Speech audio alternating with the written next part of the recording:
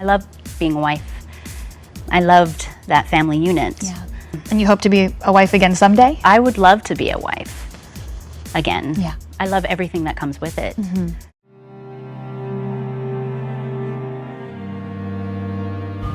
Y'all know how baby fathers be suing their baby mothers, not because they want to be parents, but because they want to take it out on their baby mother and, you know, enact control over her. And you know how women have been like, you know what? Fine, take them. Yeah, I just did that. And it's been fantastic. It's been wonderful. My kiddo, I love him and I do miss him, I will say. I quit my corporate job, gave my son to his dad, and left my husband. Which, you know, that one hurts. But we're doing well. I made the choice. I know the choice I made. I am happy with the choice that I made, even if it does come with notes of sadness. The overall sentiment is happiness and peace and joy and freedom, all of that good stuff. So that's that, ladies. Give them kids.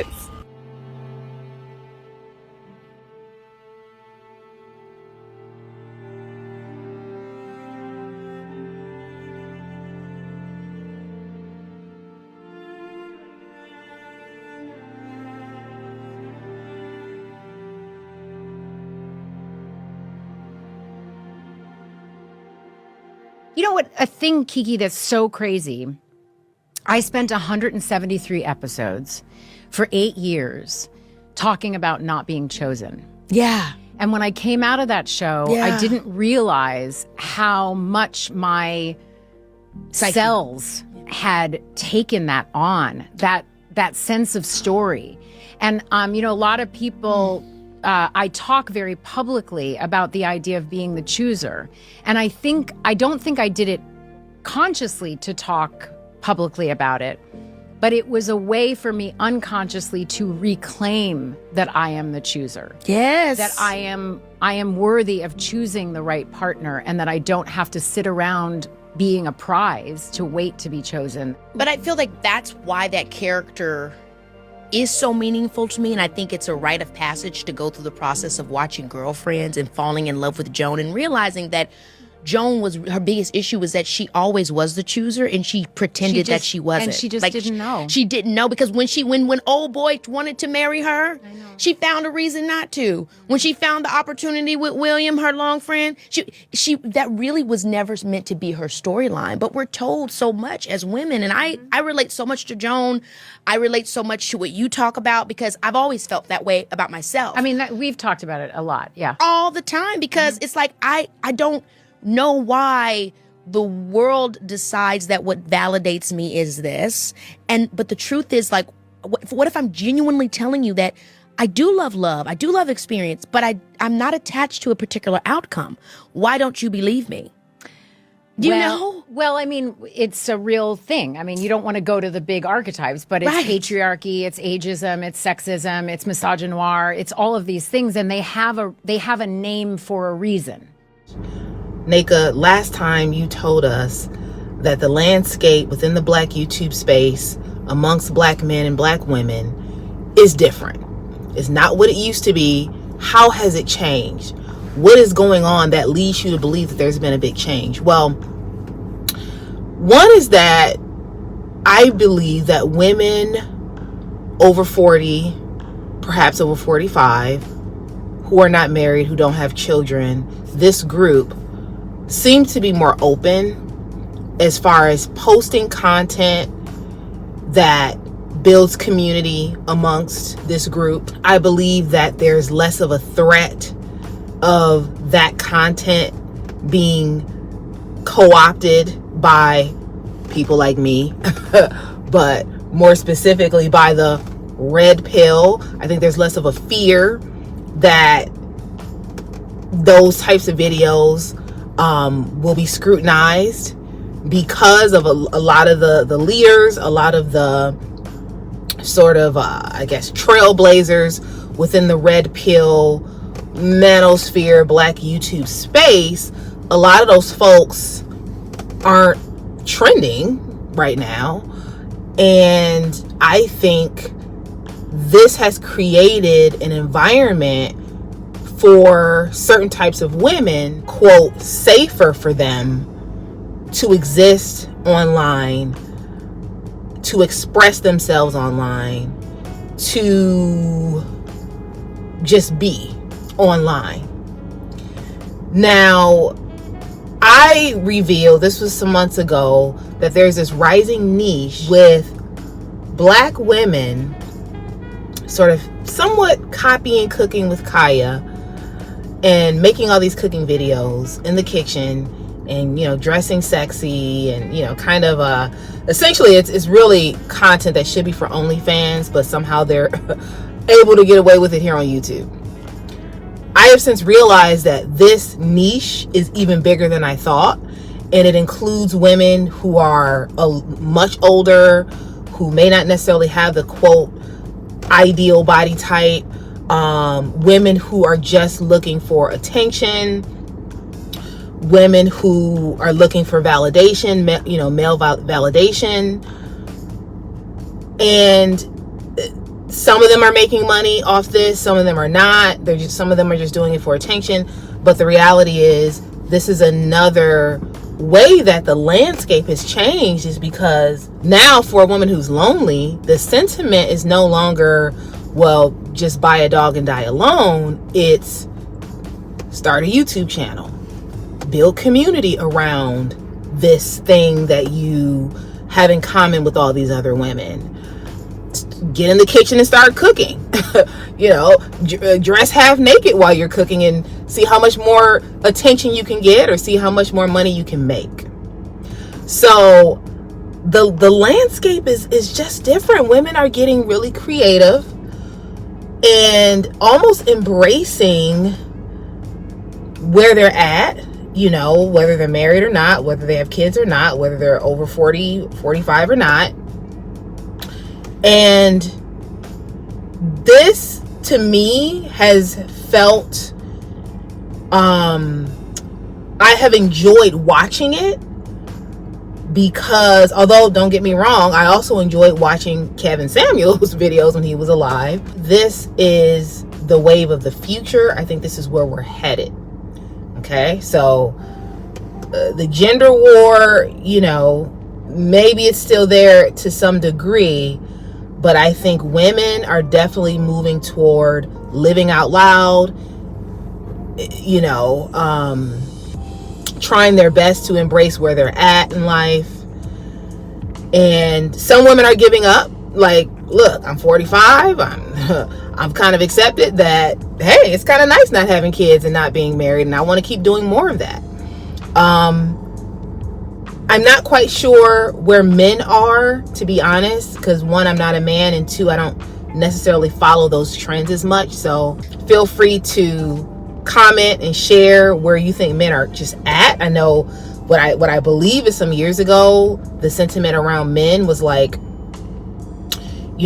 passport bros and not wanting to get married due to, the risk, the financial risk that can come with a potential divorce. There was a lot of conversation about, again, just the challenges between the genders. And now, again, I think some of that dialogue has died down.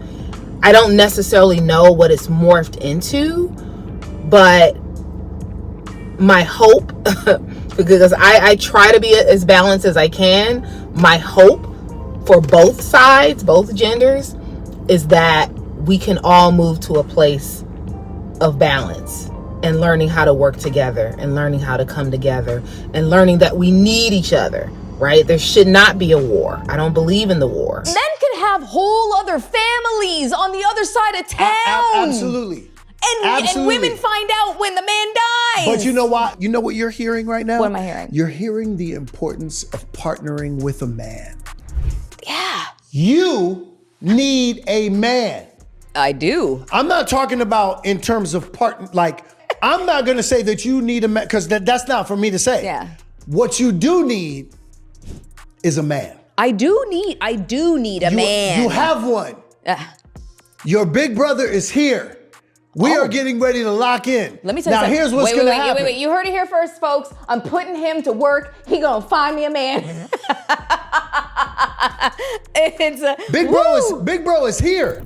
But here's the poison that's being put in the water. I don't need no man.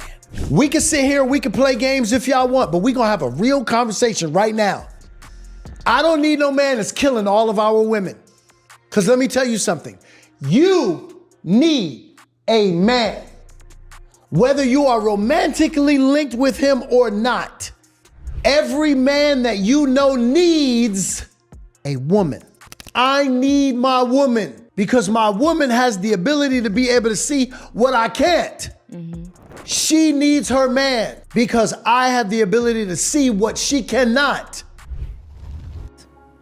There has to be an example somewhere between Cat Ladies and Joan of Arc, okay? No, for real. Okay? All right, there's gotta be She's gotta be. You know what I mean? Like there's gotta be, you can be sexy and amazing and also want a partner and also live your life and also not wait and also do like all the things. Just be human. Just do it. Just go ahead. And I'm sorry it's so confronting for people to have a woman just live out loud. Yeah. I don't know why that's so confronting for people. It's puzzling to me, but there's a lot of things, Kiki, that I find puzzling that I think that people get hung up on that I don't understand. Yeah. I'm like, why is that so upsetting for you? That seems... I'm just being me, but I think it's because I can't read people's mind, but what I've at least told myself when I'm experiencing this kind of big uphill battle for me just simply doing me is that a lot of people believed that they couldn't. Yeah. And yes. they stayed there. And then they're seeing somebody succeed or be happy by not believing it. Well, and then it creates this resentment where it's like, no, you're not allowed to have this because they told me. I don't know that I find it from the people that stayed small. Mm-hmm. I find that those are actually the people that feel empowered. Yeah. I find that it comes from people that it threatens their idea of who they want me to be so that they can get what they want. But what I do push up against is anything that makes me feel small. I don't want it. Yeah. I want to be able to choose when I want to be small or when I want to be big or when I want to be loud or when I want to be quiet. I want that to be my choice. And I want it to be everyone's choice. As a community, the Black community, I think that our taste and our appetite is changing. And whether we notice it or not, I think that, I think that we're able to spot content and perspectives that seem like they're trying to reignite the war, the gender war. And my hope is that there's a genuine desire to push back on some of that a little bit.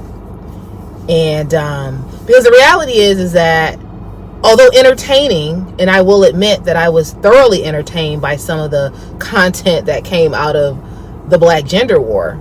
I watched a lot of Kevin Samuels videos some years ago, but the question is, how productive was it? Was it productive? Did it help or did it hurt? And I really want us as a community to be honest about that. And I know it's not easy to be honest. Now, again, I didn't say that Kevin Samuel was wrong. I didn't say that. Not that I agreed with everything, because I also didn't agree with everything that he said. But I didn't say that he was entirely wrong. My question is, how productive was all of that? Did it help? And I think, and you all can correct me if I'm wrong, I think collectively we've decided that it was not very helpful, because if it was, we would still be doing it. There would be more variations of Kevin Samuels, more variations of Fresh and Fit and Andrew Tate and whoever these people are that we're considering red pill. There will be more. So my thing is, if a lot of that content was helpful or positive, or if it pushed us forward, why aren't we still there? Why aren't we still there? And then even looking at, have marriage rates improved? Have birth rates improved? I mean, has anything improved as a result of where we're at now on the other end? So, I think, as a woman in my mid 40s, I'm 44, I can just say that generally speaking, as women age, especially I would say if they're not mothers, if they're not wives, it can be difficult to be malleable in your mid 40s. Not that it's impossible, but it can be challenging. And so I think as we all mature and age and grow, I think what we'll find is that the war is gonna naturally die down, because a lot of us, some folks, are just tired and just done and just over it, and maybe not even interested in dating or interested in love and relationships. And then for the other side, folks who are married, folks who have children, or folks who are just in relationships, it will be business as usual. I mean, I've always been one of those people who loved being in a relationship. I love being married. So for folks on that end, they will continue to pursue that, right? And that comes with its own set of work. But for folks who are trying, who want that, or who say that they want that, I think only time will tell how much they really want it. And another thing is, how much of the gender war was even real? How much of it was real? And I say that because it's there was all this animosity amongst black men and black women online. Some of it may have transferred to our in-person interactions, but a lot of it didn't. And so how much of it is real, or how much of it is even fabricated? Because it's there's all this tension between the groups, the genders online, but then you put your phone down and you go on a date and you have a decent time, or you, I don't know, meet up with your sister and go have lunch, or talk to your mom. I mean, the reality is, while this gender war was happening, the genders were in person getting along just fine. The genders were business as usual out in the world. Now, granted, again, like I said, some of that stuff did transfer over, and I think to an extent, some of the war exposed the fact that there were problems, right?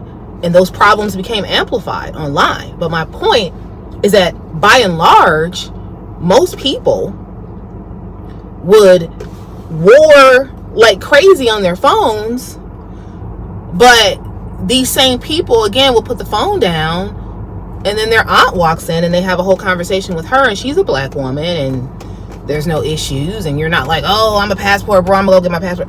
No, you're still. So I think we need to reevaluate as a community where we're at, and my hope is that we learn something from all of the gender war, and that we're in a better place.